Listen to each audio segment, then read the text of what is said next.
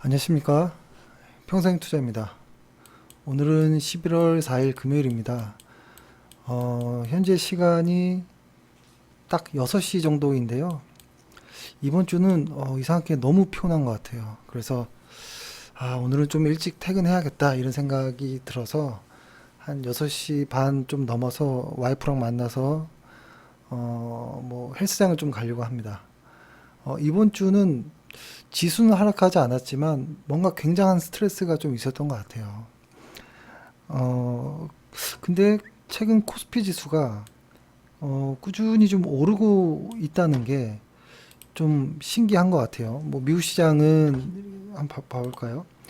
미국 시장은 보면은 S&P 500이든 나스닥이든 좀 꺾이는 모습들이 있잖아요.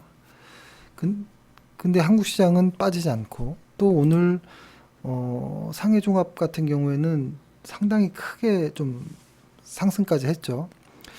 그래서 지금 이런 모습들이 다음 주까지 좀 확실히 좀 봐야겠다라는 생각이 들고요. 일단 다음 주에는 좀, 음, 이런 것까지 좀 우리가 좀 중요하게 봐야 될까라는 생각도 들지만, 미국에서 중간 선거가 8일에 있잖아요. 근데 여러 가지 어떤 이야기들이 나오는데, 최근에 종목 리포트들은 많지 않고요. 시황 이야기들만 많습니다. 그리고 나오는 뉴스들도 리포트들도 어, 목표 주가 하향되는 것들이 많아서 딱히 이렇게 볼 게 없는 뭐 종목에 대한 이야기를 할 게 없는 이런 좀 시기인 것 같기도 한데요. 시황 리포트 중에서는 최근에 이런 이야기도 많이 나왔죠. 뭐 공화당이 승리한다면 뭐 이런 것들 그렇게 된다면 러시아와 우크라이나의 전쟁에 어떤 변화가 올 수 있는 거 아니야? 아주 중요한 이벤트라고 이렇게 생각하는 것 같은데요. 사실 저도 좀 그랬으면 하는 생각입니다. 왜냐하면 전쟁이라는 이 정치적인 어떤 이슈는 금리 인상으로 어떻게 할 수 있는 게 아니거든요.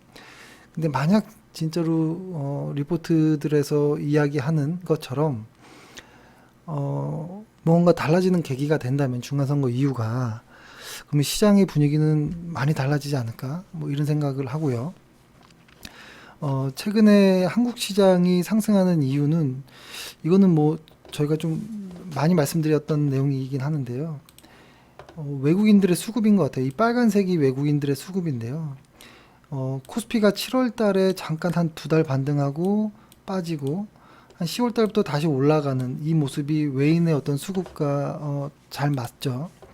근데 다행인 거는 추세적으로 외인들의 어떤 수급이 추세적으로 상승하는 정도의 모습이 좀 보입니다. 그래서 좀 의아한 모습도 있는데, 일부에서 이야기하는 것처럼, 실제로 중국 쪽, 그러니까 MSCI를 추종하는 글로벌 자금들이 중국 비중을 줄이고 있다. 이런 내용들이 좀 나오고 있죠. 그래서 이게 어디까지 이어질지 모르겠지만, 한국 입장에서는 뭐 좋은 거라고 봅니다. 근데 한국이, 코스피 지수가 많이 싼 구간이었기 때문에, 어, 오히려 좀 반등의 폭이 좀 강했던 이런 모습들이 좀 나오고요.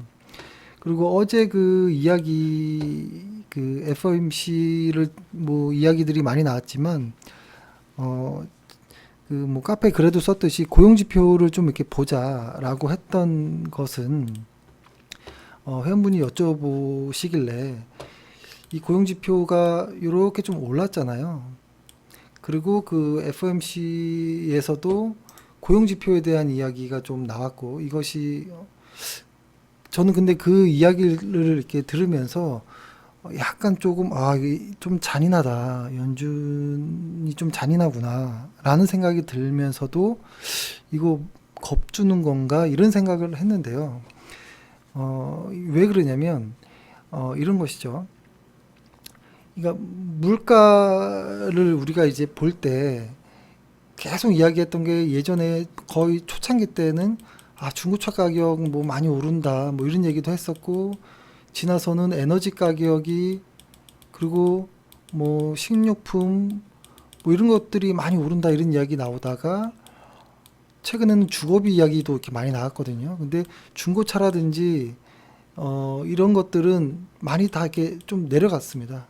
근데 에너지와 식료품이 뭐 그렇게 좀 이렇게 의미 있게 속도를 내면서 내려가지 않는 모습들은 확실히 좀 나오는 부분도 있고, 그다음에 주거비 같은 경우에는 주택 지수가 꺾였기 때문에 주거비도 시차를 반영해서 이제 내려갈 것이다 라는 것들이 있잖아요. 근데 어제였나요? 엊그제였나? 잘 기억이 안 나는데 ISM 제조업 지수는 꺾였지만 서비스업 지수는 안 꺾였거든요. 그러니까 이 말은 뭐냐면 어, 아직 그러니까 소비가 꺾여야 그러니까 물가가 막 오르는데도 수요가 꺾이지 않는다는 소리예요. 그 말은 연준의 이야기로 추론해 보면 고용이 좋기 때문에라는 것이죠. 그러니까 이게 어떻게 보면 잔인한 이야기인데 회사들이 어려워져서 제조업 지수가 꺾이면서 어려워지고 하면서 인원을 감축하고 쫓아내고 하면서 실업률이 올라가야 사람들이 소비를 줄이고 물가가 꺾인다. 뭐 이런 어떤 것과 연결되는 것 같아서 조금 이거 잔인하다 이런 생각이 들더라고요. 아, 확실히 그러니까 다게 잘리는 이런 나가는 이런 모습들을 좀 보면 그다음 내가 금리를 안 올려줄게 뭐 이런 정도의 느낌이어서 조금 씁쓸했고요.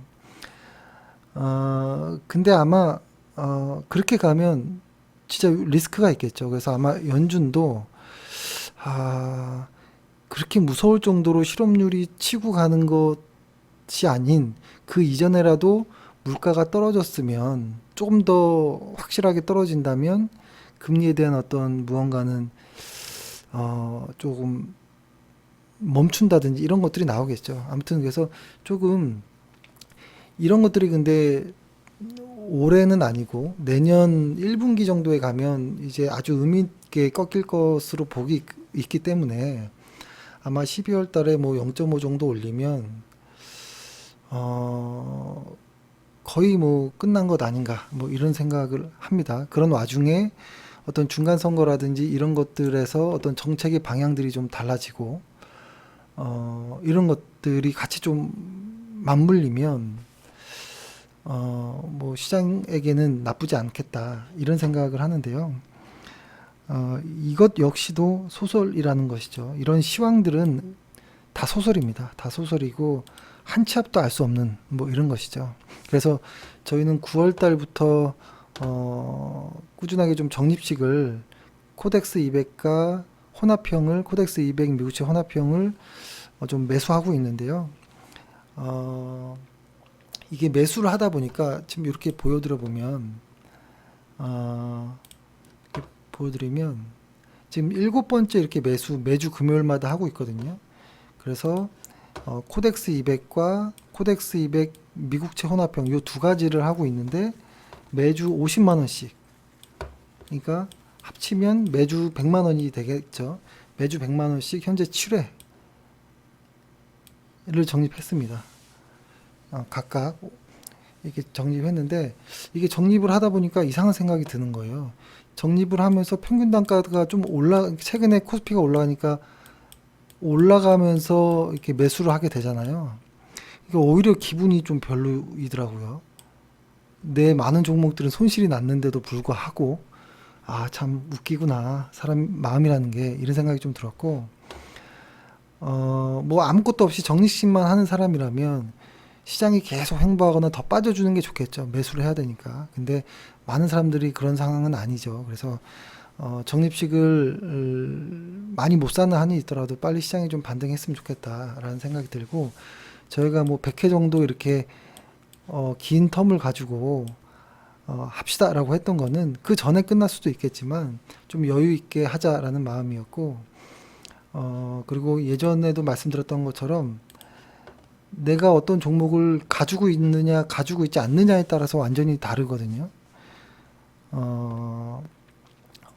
예를 들어서 그 자주 비교해서 말씀드리는 것처럼 내가 집이 있으면 집이 올라갈 거라는 뉴스만 눈에 보이고요. 집이 없으면 이제 떨어질 거라는 뉴스가 좀 더 눈에 많이 들어오거든요.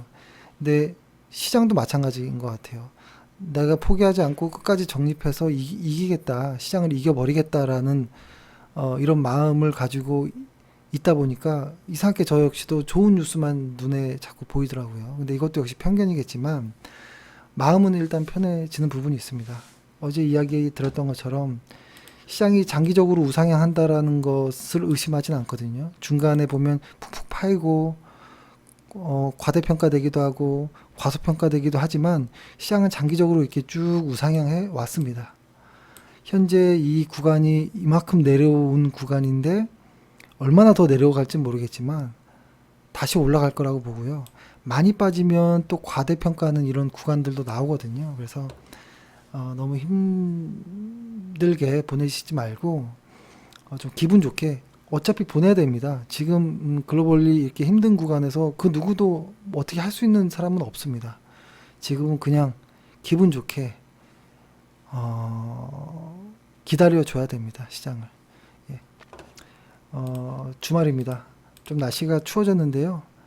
그래도 운동이나 이런 거 하시고 맛있는 거 잘 드시고 푹 쉬시기 바라겠습니다.